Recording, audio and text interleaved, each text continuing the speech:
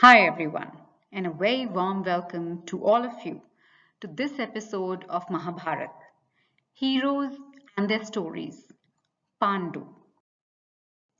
In the Hindu epic of Mahabharat, Pandu, literally meaning pale, was a king of the Kuru Kingdom. He was the foster father of the five Pandav brothers, who were the boons bestowed upon his wife Kunti by a number of deities, owing to his inability to bear children following the sage Kindama's curse. He belonged to the Kuru Dynasty.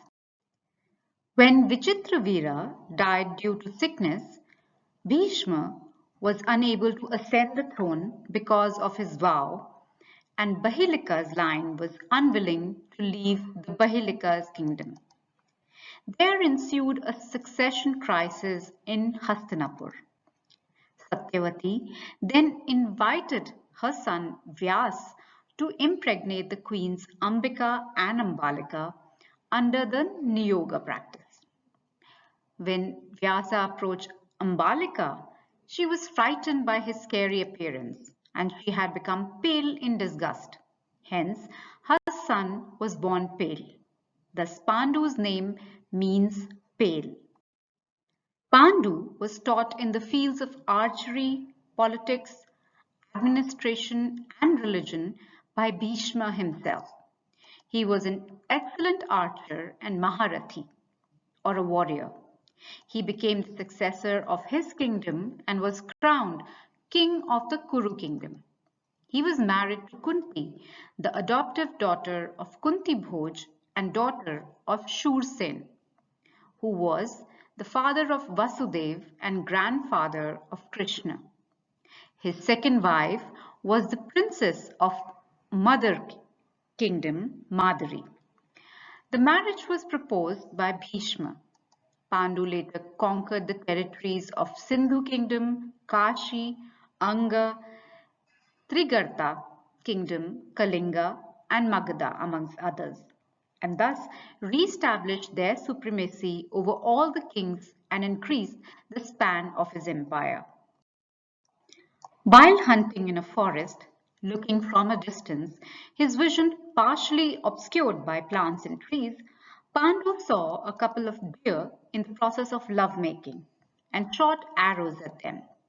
He later discovered that it was the sage Kindama and his wife who were making love in the form of deer. The dying sage placed a curse on Pandu. Not only had Pandu killed them in the midst of lovemaking, but was not remorseful of his actions either. King Pandu argued with sage Kindama by misquoting sage Agastya's ruling on the right of Kshatriyas on hunting. Sage Kindama then cursed Pandu that if he were to approach his wives with the intent of lovemaking, he will die.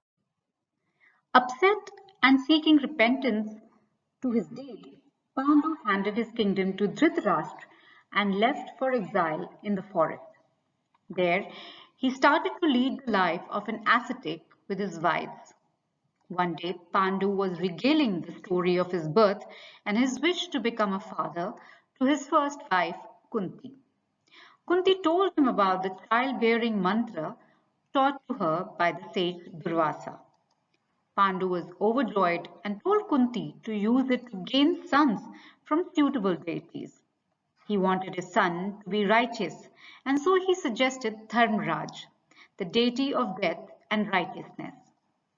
Kunti chanted her mantra and the deity granted her Yudhishthir. Later, Pandu expressed his desire for a powerful son. This time, Kunti invoked Vayu and Bhima was born. Pandu suggested Kunti to invoke Indra and a valiant son, Arjun, was born. Pandu felt bad for Madhuri's childlessness and thus requested Kunti to share her mantra with her.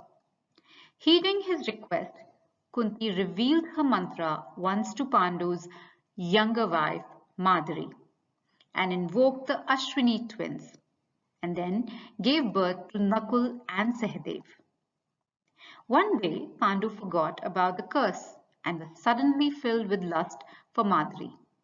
Despite her pleas, he proceeded to engage in having sexual intercourse with her.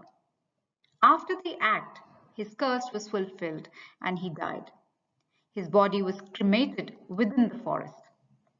Attributing her husband's death to herself and swept by remorse, Madhuri took her own life after handing her children over to Kunti. With this, we come to an end to this episode of Mahabharat and its heroes. Don't forget to like and subscribe. Until next time, this is your host, Madhulika Chauhan, signing off. Stay healthy always. Narayan Narayan.